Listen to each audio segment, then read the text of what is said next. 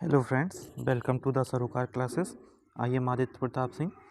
Friends, आज हम लोग इस वीडियो में हिजाब रो कंट्रोवर्सी जो कर्नाटका में चल रही थी उसके बारे में डिस्कस करेंगे, क्योंकि लगातार ये न्यूज़ में आ रहा है, बार बार न्यूज़ में आ रहा है और लगभग रोज़ ही ये न्यूज़ में आ रहा है।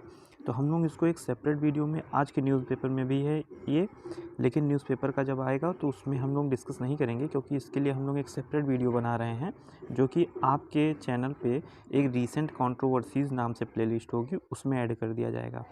आशा करता हूँ कि मैं आज एक वीडियो और लेके आऊँगा क्रिप्टो करेंसी के बारे में, जो कि आपको कुछ और जानकारी देगी और क्रिप्टो करेंसी के बारे में हम लोग डिस्कस करेंगे इसमें हम लोग फ्रेंड्स इसको एकदम डिटेल्ड मैनर में कवर कर लेंगे। जो हिजाब कंट्रोवर्सी है इसको एकदम डिटेल्ड मैनर में कवर कर लेंगे।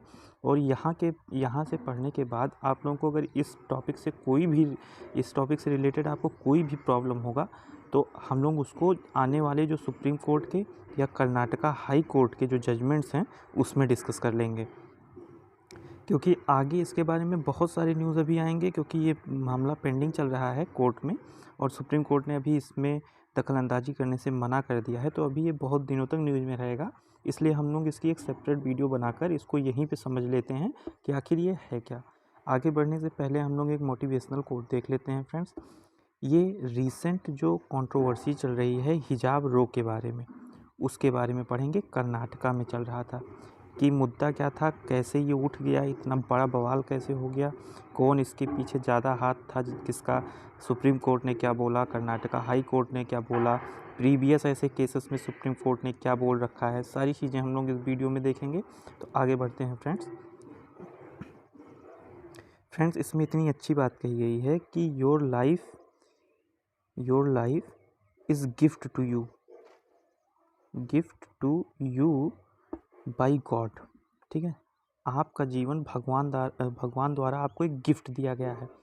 आप उसके साथ क्या क्या करते हो, ये आप भगवान को गिफ्ट दे रहे हो वापस में। ठीक है, आपका जीवन जो है, आपकी जो लाइफ है वो भगवान ने आपको दी कि आप कुछ अच्छा करो। अब आप इससे जो कर रहे हो वो आप गिफ्ट दे रहे हो गॉड को, क्योंकि उन्होंने आपको इतना मेहनत लगा के बनाया है। इसी तरीके से हम लोग की वीडियोस भी होती हैं फ्रेंड। देखिए क्या होता है कि हम लोग इतना मेहनत करके वीडियो बनाते हैं, तो आप लोग अगर फीडबैक दोगे, जैसे हम लोग वीडियो बनाए, आप लोग ने फीडबैक, ये हमारा गिफ्ट है आपके लिए, लेकिन आप लोग फीडबैक देते हो तो ये आपका गिफ्ट है हमारे लिए। आप लोग इसको अच्छा रिव्यू देते हो या और व्यू शेयर करते हो, सब्सक्राइब करते हो, तो ये आपका व्यू है, ये आपका फीडबैक है हमारे लिए, जो कि बहुत इंपॉर्टेंट होता है आगे की वीडियोज़ लाने के लिए। तो आगे बढ़ते हैं फ्रेंड। सबसे पहले इनको जानिए कि ये हैं कौन। ये फ्रेंड्स एक पाकिस्तानी एक्टिविस्ट हैं। ठीक है, एक पाकिस्तानी एक्टिविस्ट हैं। इन्होंने क्या किया, जब हमारे कंट्री में 6 स्टूडेंट्स को रोक दिया गया एक कॉलेज में, गवर्नमेंट कॉलेज में अंदर जाने से, जो कि कर्नाटका में था, उडुपी डिस्ट्रिक्ट में। ठीक है, उडुपी डिस्ट्रिक्ट में था कर्नाटका में, उसमें इन 6 को अंदर जाने से रोक दिया गया क्योंकि इन लोगों ने एक हिजाब पहन रखा था। हिजाब क्या होता है फ्रेंड, जो कवर करती हैं हेड, जो कि कुछ इस तरीके से दिखाई देता है। ठीक है, इन लोगों को रोक दिया गया कर्नाटका उडुपी डिस्ट्रिक्ट में। उसके बाद से ये क्वेश्चन उठने लगा कि क्या जो right to freedom of religion है और ये जो हमारा राइट टू बियर है, क्या ये हमारा कॉन्स्टिट्यूशनली प्रोटेक्टेड है या नहीं है, क्योंकि हमको तो रोका नहीं जा सकता था। लेकिन अब इसी के बारे में हम लोग डिस्कस करेंगे कि क्या क्या प्रोविजंस हैं इससे रिलेटेड। तो पहले हम लोग इनको समझ लेते हैं। इन मोहतरमा ने क्या किया, एक ट्वीट किया, क्योंकि ये पाकिस्तानी एक्टिविस्ट हैं तो पाकिस्तान में इस समय कोई मुद्दा चल नहीं रहा है, तो इनको एक मुद्दा मिला तो इन्होंने ट्वीट कर दिया। ये जब कुछ ट्वीट करती हैं तो इंटरनेशनल लेवल पे भी हो जाता है, तो इसलिए इन्होंने ज़्यादा अच्छे से ट्वीट किया। इन्होंने कहा, college is forcing us to choose between the studies and the hijab. College हमको फोर्स कर रहा है कि या तो आप हिजाब पहन के आओ, या फिर आप पढ़ने आओ। इसमें कहा गया था कि मतलब ये लोग हिजाब पहन रखी थी, इनको कहा गया कि आप प्रॉपर ड्रेस में आओ, आपको हिजाब में अंदर जाने नहीं दिया जाएगा। और ये गवर्नमेंट कॉलेज था, इसलिए ये क्वेश्चन और तेज़ी से फैला। तो जैसा कि कल कम्युनिटी सेक्शन में एक पोस्ट किया गया था, एक पोल डाला गया था, उसमें भी पूछा गया था कि कौन सा आर्टिकल आपको गारंटी देता है फ्रीडम ऑफ कंसाइंस की, विचार करने की आज़ादी कौन देता है। आपको राइट टू फ्रीली प्रोफेस, आप अपना सकते हो कोई रिलीजन, आप उसको फॉलो कर सकते हो और उसको फैला भी सकते हो। ये अधिकार किस आर्टिकल में दिया गया है? तो उसका आंसर था आर्टिकल 25 फ्रेंड्स। इसमें प्रोपोगेट का मतलब केवल वहीं तक सीमित है जब तक आप किसी को जबरन अपने धर्म में, अपने रिलीजन में नहीं लाते हो, तब तक आप ऐसा कर सकते हो, प्रोपोगेट कर सकते हो। सभी फंडामेंटल राइट्स की तरह ये जो right to freedom of religion है, ये भी कुछ रिस्ट्रिक्शंस फॉलो करता है। इसमें किस किस आधार पे रिस्ट्रिक्शंस लगाए जा सकते हैं? एक तो ग्राउंड्स ऑफ पब्लिक ऑर्डर के ग्राउंड पे, डिसेंसी के, मोरालिटी के, और किसी के अगर हेल्थ को आपका रिलीजन नुकसान पहुंचाता है तो भी हम लोग यहाँ पे जो है इसका रिस्ट्रिक्शन लगा सकते हैं कि आपके पास इस समय, क्योंकि आपका, देखिए आपका क्या होता है कि आपको कुछ राइट्स मिले हैं, ठीक है?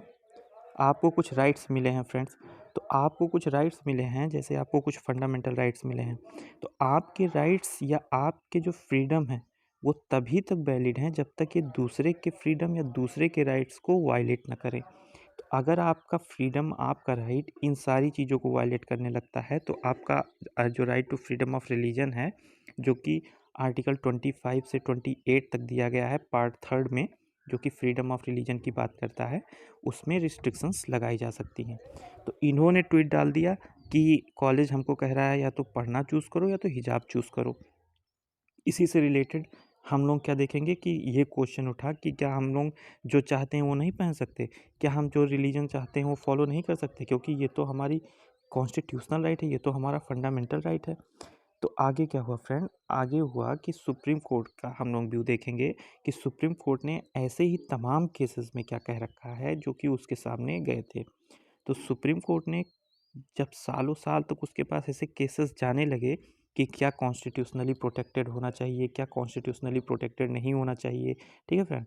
तो सुप्रीम कोर्ट ने क्या किया, एक सिस्टम बनाया, उसने एक टेस्ट रखा। जैसे सॉरी, जैसे आप लोगों का क्या होगा, आप लोग आगे की क्लास में तभी पहुंच सकते हो, हमारे कंट्री में आप लोग आगे की क्लास में तभी पहुंच सकते हो जब आप लोग, जैसे मान लो आप लोग फोर्थ में हो, तो आप लोग फिफ्थ में तभी पहुंच सकते हो जब आप लोग फोर्थ का जो एग्ज़ाम होगा इसको क्लियर करो। तो सुप्रीम कोर्ट ने भी एक टेस्ट ले आया। सुप्रीम कोर्ट समय समय पर केस जाने के बाद उसने कहा केवल वही राइट्स, रिलीजन के केवल वही राइट्स, केवल वही फ्रीडम प्रोटेक्टेड है कॉन्स्टिट्यूशनली जो कि इसेंशियल रिलीजियस प्रैक्टिस में आते हैं। अब इसेंशियल रिलीजियस प्रैक्टिस क्या होता है? सिरूर मट्ट केस में 1954 में सुप्रीम कोर्ट ने एक केस आया, सिरूर मट्ट केस, जिसमें सुप्रीम कोर्ट ने क्या कहा कि रिलीजन में वो सभी रिचुअल्स और प्रैक्टिसेस आ जाते हैं जो कि एक रिलीजन से इंटीग्रल हैं। मीन्स अगर आप कोई वर्ड रिलीजन यूज़ कर रहे हो तो मीन्स वो सभी प्रैक्टिसेस आ गए जो कि इंटीग्रल हैं उस रिलीजन से, ठीक है? तो सुप्रीम कोर्ट ने कहा केवल उन्हीं को रिलीजियस प्रैक्टिसेस को कॉन्स्टिट्यूशनली प्रोटेक्ट किया जाएगा जो कि इसेंशियल प्रैक्टिस हैं उस रिलीजन के। इसी के चलते जुडिशरी ने टेस्ट रख दिया, इसेंशियल रिलीजियस प्रैक्टिस टेस्ट। अब इस टेस्ट को जो चीज़ फॉलो करेगा वो इसेंशियल प्रैक्टिस टेस्ट आएगा, या कहीं लिखा होगा उस रिलीजन में वो इसेंशियल प्रैक्टिस टेस्ट आएगा। अगर कहीं नहीं लिखा होगा तो इसेंशियल रिलीजियस प्रैक्टिस टेस्ट नहीं आएगा और वो कॉन्स्टिट्यूशनल प्रोटेक्टेड नहीं होगा। तो आगे के व्यू हम लोग अपने आप ही खुद निकाल सकते हैं कि क्या जजमेंट आ सकता है। तो जुडिशरी जो डिटरमाइन करती थी कि कौन सा प्रैक्टिस रिलीजियस है या नहीं है, इसमें क्या हुआ फ्रेंड्स, कुछ एक्सपर्ट्स द्वारा ये कहा गया कि ये सही नहीं है। उनके द्वारा क्यों कहा गया ये सही नहीं है? क्यों कहा गया? क्योंकि उनका मानना है कि जुडिशरी जब तक बताती है कि ये राइट्स आपके हैं या नहीं हैं वो सही है, लेकिन कौन से रिलीजियस राइट्स, कौन से रिलीजियस प्रैक्टिसेस इसेंशियल हैं या नहीं हैं, ये सुप्रीम कोर्ट को बताना ज़रूरी नहीं है। ये उतना ज़्यादा सही नहीं बैठता है कि कोर्ट ये बता रहा है कि prohibit religious practices for public order. Means court prohibit कर सकता है जो कि ये है रिलीजियस प्रैक्टिसेस को पब्लिक ऑर्डर के लिए, लेकिन वो अब ये डिटरमाइन करे कि कौन सी रिलीजियस प्रैक्टिसेस इसेंशियल हैं उस रिलीजन का के लिए कि नहीं, ये काम कोर्ट का उतना अच्छी तरीके से कोर्ट नहीं कर सकता जितना कि खुद कोई रिलीजन वाला समझ सकता है, कुछ स्कॉलर्स का, लॉ लीगर्स का मानना है। आगे बढ़ते हैं और देखते हैं 2004 में सुप्रीम कोर्ट ने आनंदा मार्ग सेक्ट, जो कि हमारी कंट्री में है एक सेक्ट है, उसको मना कर दिया। सुप्रीम कोर्ट ने कहा कि आप लोग तांडो डांस को पब्लिक स्ट्रीट पे परफॉर्म नहीं कर सकते। ये लोग तांडो डांस को पब्लिक स्ट्रीट पे, जो कि भगवान भोले शंकर का माना जाता है, उसको परफॉर्म करते थे। तो इसको सुप्रीम कोर्ट ने मना कर दिया, कहा कि आप लोग तांडो डांस को पब्लिक स्ट्रीट पे परफॉर्म नहीं कर सकते, ठीक है, क्योंकि ये आप लोगों के लिए, ये आप लोगों के सेक्ट का एक इसेंशियल प्रैक्टिस नहीं है। सुप्रीम कोर्ट ने कहा 2004 में आनंदा मार्ग सेक्ट में कि आप लोग तांडो डांस रोड पे नहीं करोगे, क्योंकि ये इसेंशियल प्रैक्टिस नहीं है आपके सेक्ट का।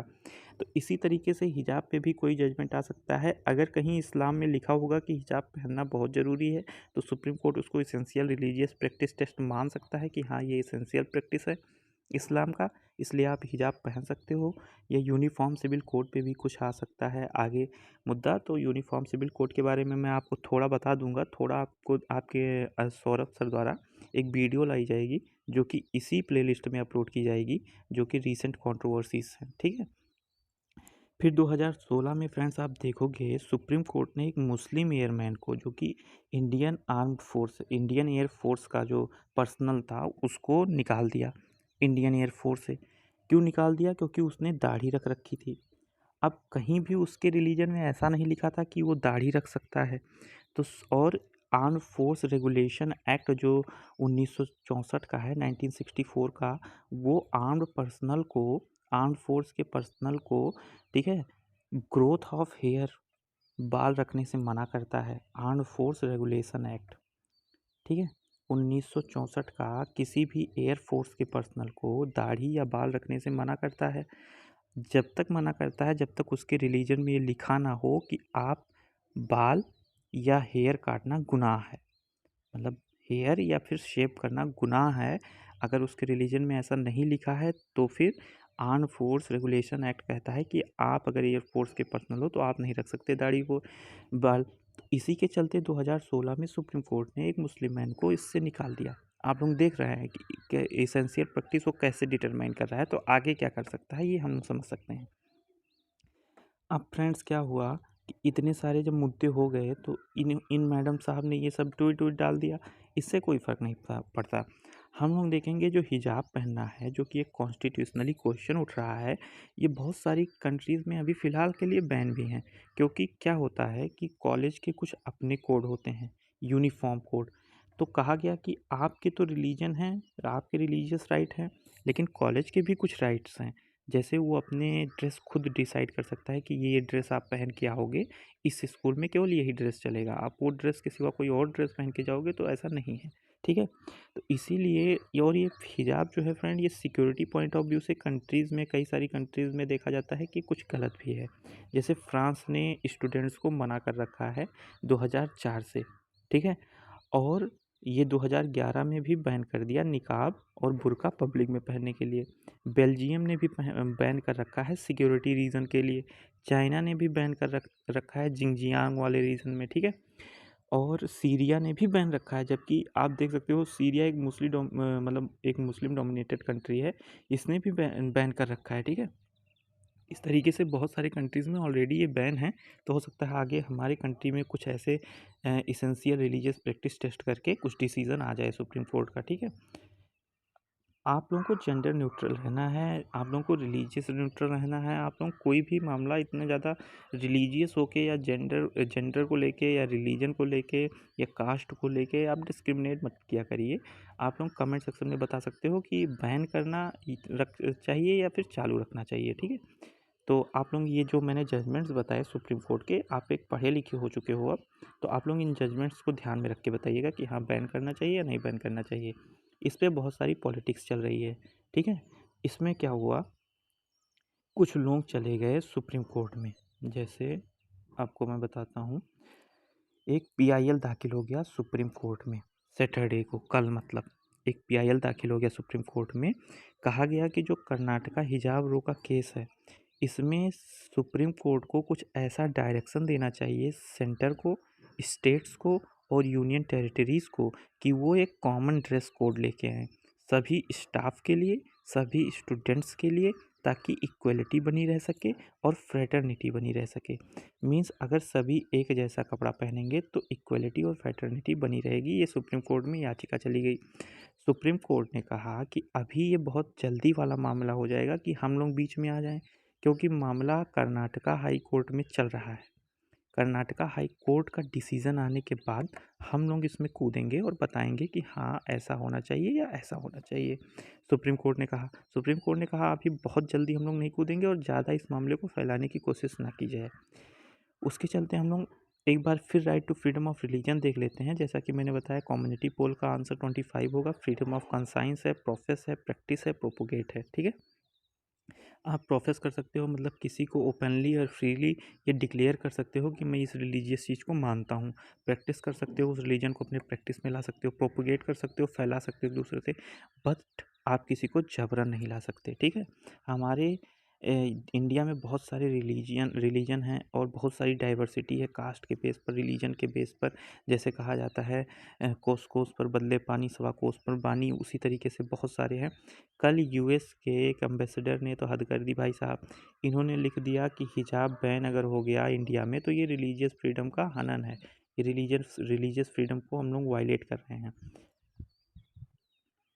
हम लोग रिलीजियस फ्रीडम को वायलेट कर रहे हैं इन सिटीजन्स के। ठीक है, कर्नाटका में अगर बैन हो गया तो ये ये भी कुछ मलाला यूसुफजई की तरह ही लग रहे हैं।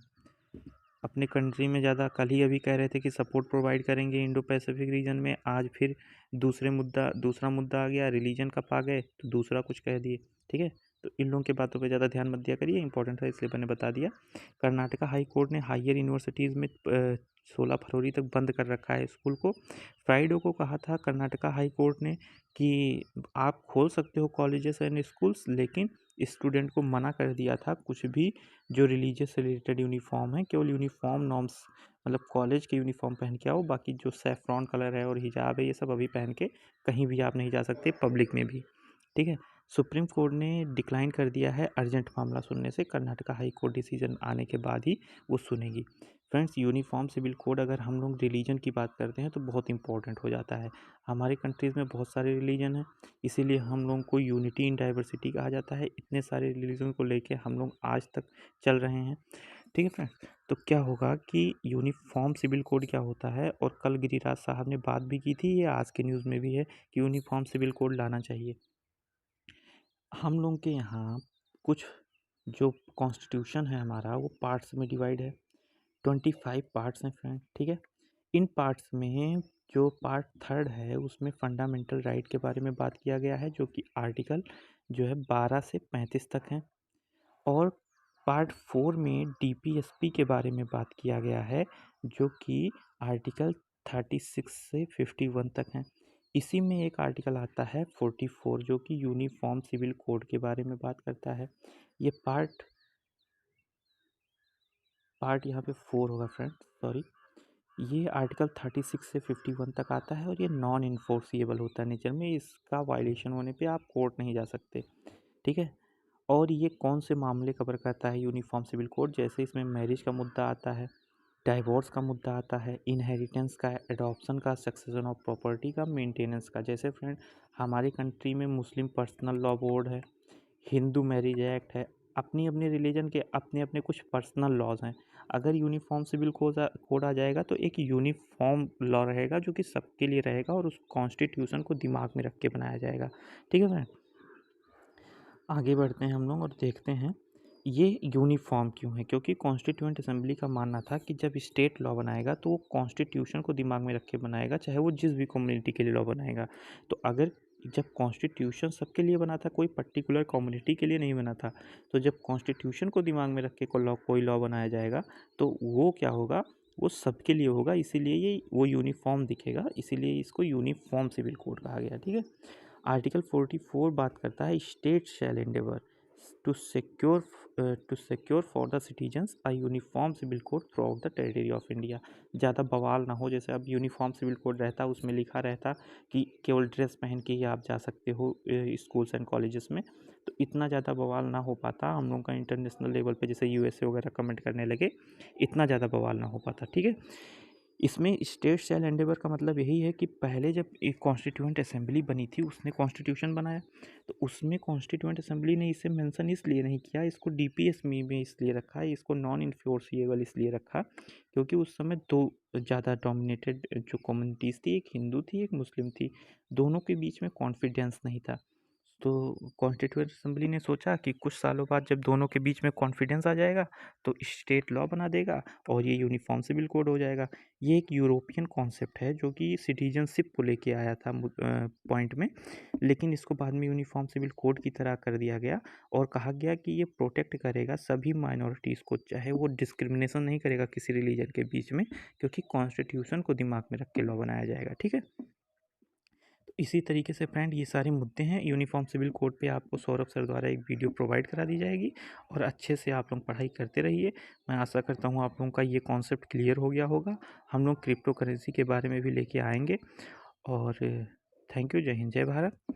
आप लोग अच्छे से रिव्यू करिएगा। Do like, share and subscribe our YouTube channel Sarokar classes.